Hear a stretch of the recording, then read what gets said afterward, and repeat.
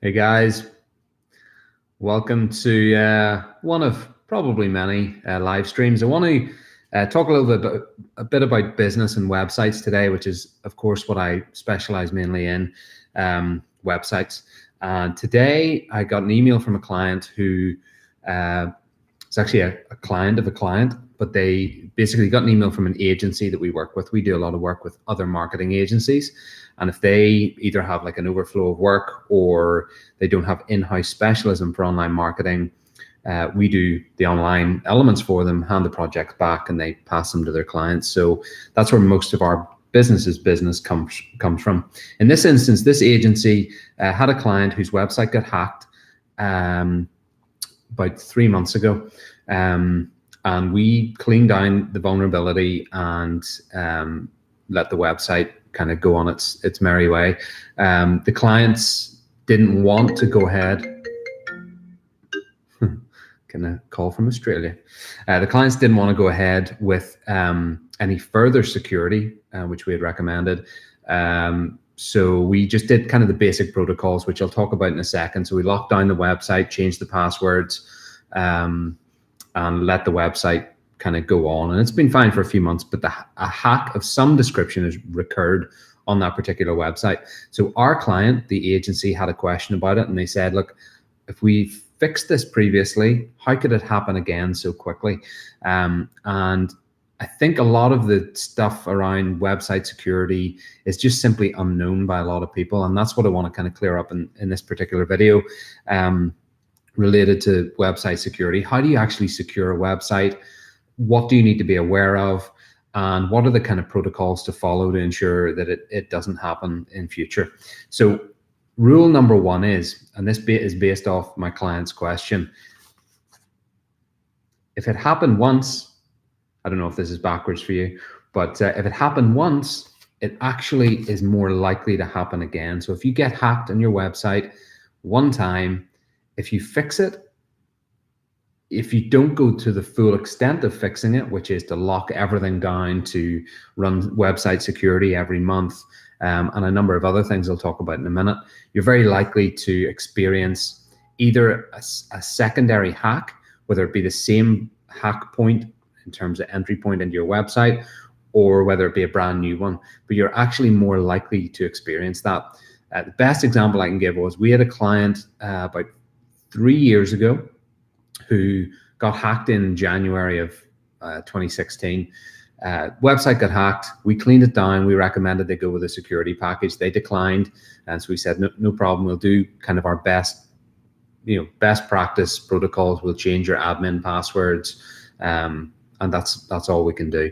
So it got hacked in January. 3 weeks later, got hacked again. We did the same thing, cleaned it down, and recommended the security package. The client declined again. And 2 weeks later, the website got hacked again. We cleaned it down. At that stage, then the client said, look, what can we do to stop this happening? They had an e-commerce website. And as you can imagine, with e-commerce, it's even more of a nightmare if the website goes down, because you're losing out on revenue every single day that happens. So at one point, before the first hack happened, or just after the first hack happened, it had been 7 days before we actually heard anything about it, and the website had been down for that length of time. So it can be incredibly damaging to your business and revenue, but also reputation online. If somebody comes onto your website and it's got hack warnings everywhere that Google has plastered over your website, then you're losing potential customers right off the bat. So just my first point is that if it happened once, if your website was hacked once, it is much more likely to be attacked and targeted again, whether it be by the same people, same bots, or others. And it's just a very dangerous situation to be in. If you have been hacked, you need to be even more cautious, even more careful, put even more protocols into place to secure your website. So I guess on that basis, if it happened once before, it can happen again. There are 3 major things you need to be aware of as to how hacks actually occur on a website. So 3 major entry points for a hack, okay? The first of which is going to be the server that your website resides on. So a lot of clients that we come in contact with who have been hacked while they have hosting with specific web hosts online. It's normally the cheaper end hosts that really don't follow best practice protocols to secure their servers. Hosts like GoDaddy or HostGator, 1&1, Bluehost, HostMonster, they're all relatively low cost hosts. You'll pay $5, $10 a month for hosting for your website. And that seems great on the outside, but the truth is they're not very good at following best practice protocols. And because they are lower value hosts, what they tend to do at that price point, $5 to $10, you'll be getting what's called a shared server. So they have a server in a data center somewhere, and they share that server amongst your website and other people's websites. So you could have 10 websites sharing that server, you could have 100 websites sharing that server. The problem with the low-cost hosts is that they pack as much and as many websites into those servers as physically possible. So performance goes down, but security goes down as well, because all of those websites have traffic coming to them. That means they all use up different ranges of server resources. What that means is your performance takes a nosedive, but also then the security of your website is more at risk, I guess is the best way to put it, whereby because these servers, they don't really, those big hosts who are on like, cheap sort of plans, they don't really care about whether their website is secure to any great degree. It's more about milking as much money out of that server as possible. So they don't really care, and they don't really worry about securing their servers. So you find that the majority of hack instances happen on those low cost platforms. So on GoDaddy, you might have 100 websites on a single server, and they don't really care about your own website security. So they'll just kind of let it go as long as they're making money. That's why we normally recommend first port of call is to go with a reputable host. We recommend Liquid Web. That's who we host with. That's who we use for all our clients hosting as well.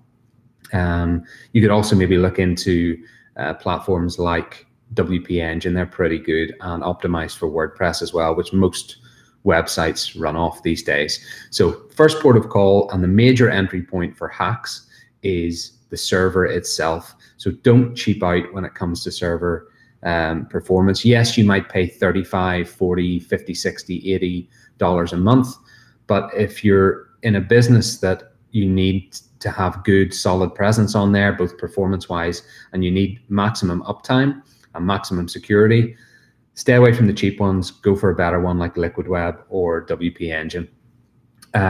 So the second point then, the major entry point for a hack on your website is going to be other websites on that server. If you are on a shared server plan, like the example I gave, the GoDaddy server, and I only use that because that's where this latest hack that we're dealing with occurred. To be totally honest, a lot of them are as bad as one another. But this one was GoDaddy. If GoDaddy has 100 websites on that server, any one of those websites could have a vulnerability whereby a hack could get in. They could, a hacker can get in the backside of their website. Could be a website just not in any way related to your business or your website, but it happens to be on that same server. If a hacker gets into that website on that server, the malware, the malicious content, whatever they may be installing, Trojan viruses, all sorts of stuff, it can actually pervade through the other websites on that server. And you have no control over that when you go with cheap hosting. If you go for a $5 or $10 a month hosting plan, you have no control over whether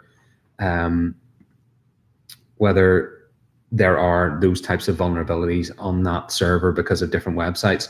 Now, most businesses use WordPress as a content management system for their website. It runs their website, it powers all the media within the website. And that's great because WordPress is an excellent platform. It has its problems, but it is, to our mind, the best of what's out there because it gives complete control from a marketing and programming development standpoint. We can create any number of feature sets for clients very, very easily using WordPress. So it's great for flexibility as long as you know what you're doing. And it can be good with security as well if you're doing the right things.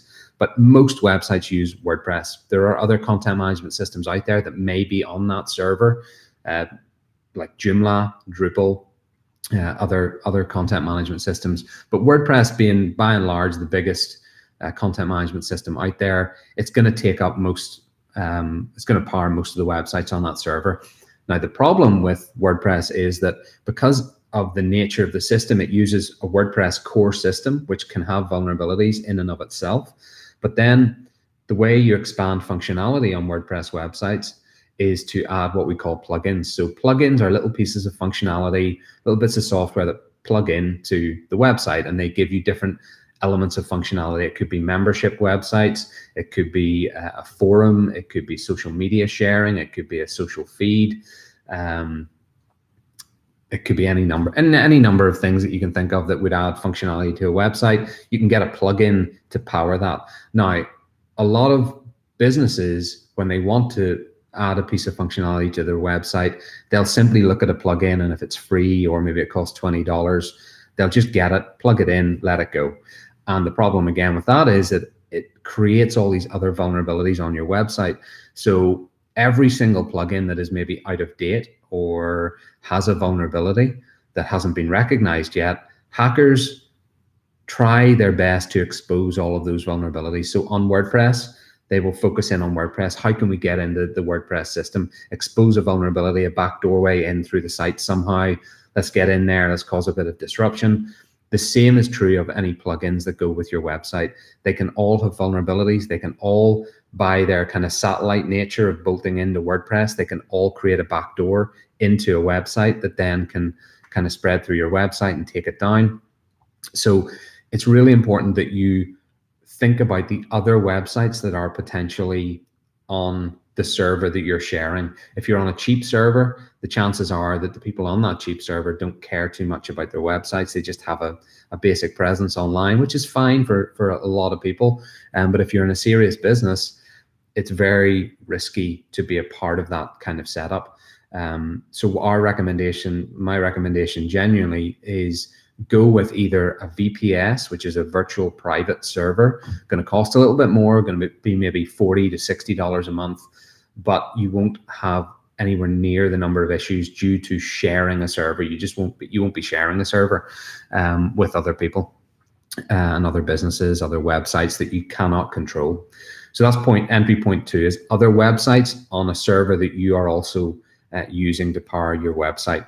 The third major entry point then, which links to that, is going to be entry points within your own website. So if you use WordPress for websites, which again, we use for 95% of all our websites that we build for clients, if you use WordPress, you're creating vulnerabilities for your website.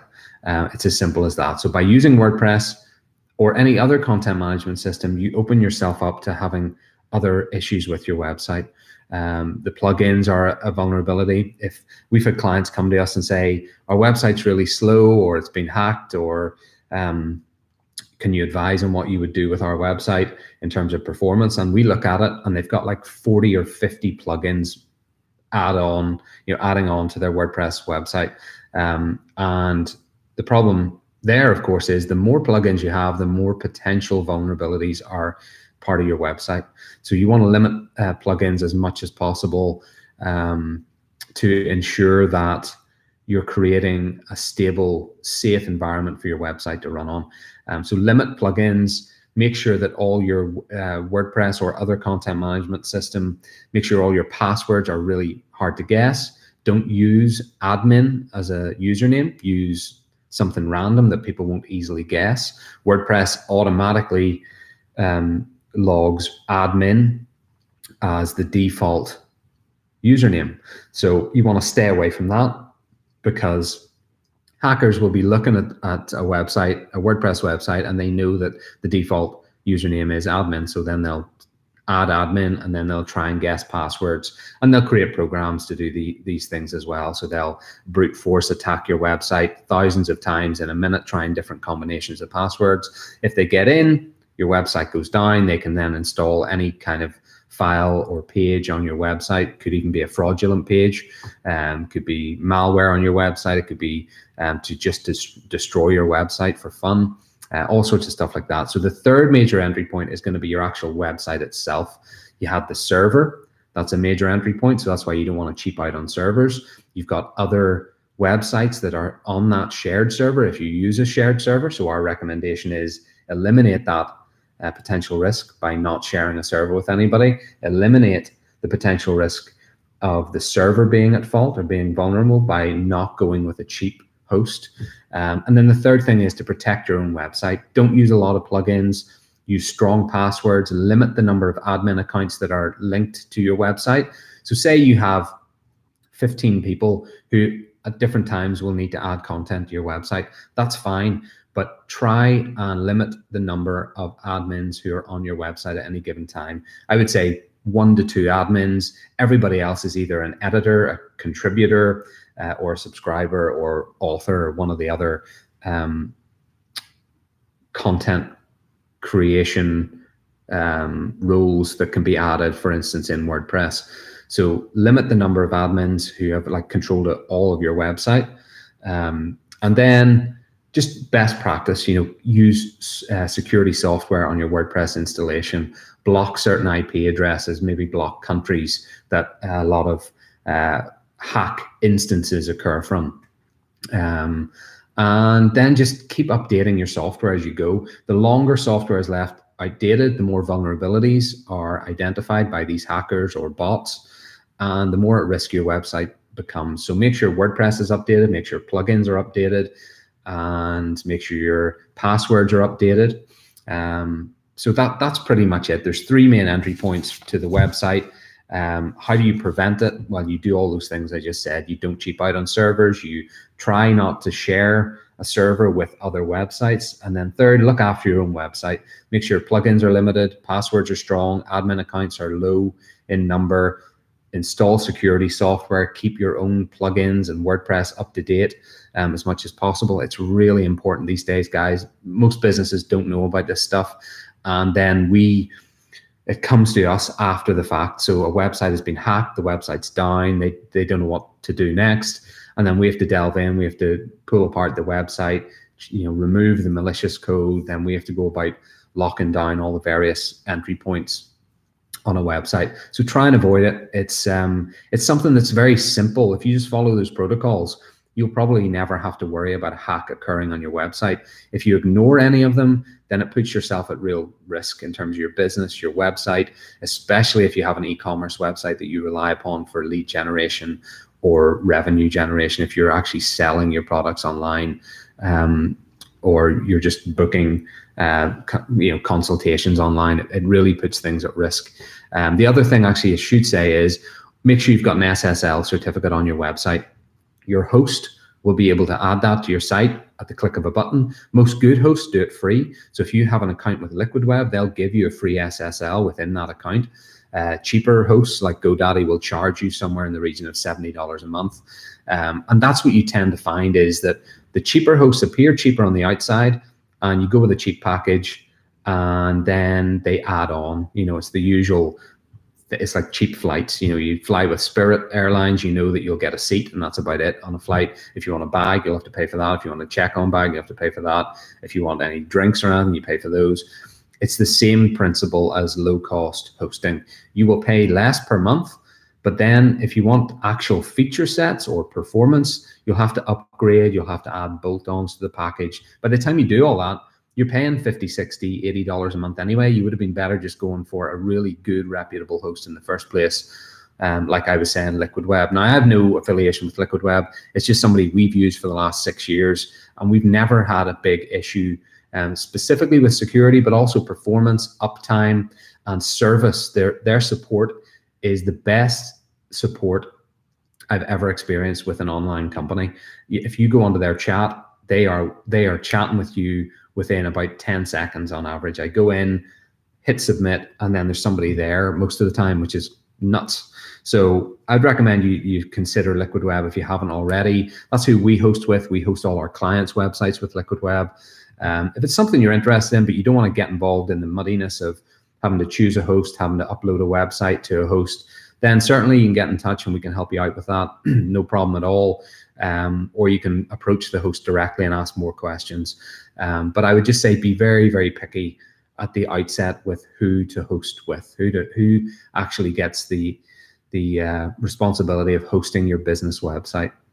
So that's it for now for this quick live stream. Hopefully it was of help. Let me know any questions you have below the video. Make sure you hit that like button, hit the subscribe button and notification bell. I'll be doing a lot more live streams from now on. This, I know it's not a glamorous topic, website securities, it's kind of boring, but it's really important. If you're running a business, your website has to be secure, has to be locked down, has to be high performance. It has to be snappy, responsive, so that people don't get frustrated and your user experience goes down. It means the bounce rates go up. There's hope that it's not just about security as to why you should choose a really good host. But this particular video was about security. I want to get the main points of how you go about avoiding getting hacked out there. So hopefully that was of help, guys. Make sure you ask all those questions, hit that like button and subscribe button. And for now, I hope you're having a great day. I'll see you in the next one.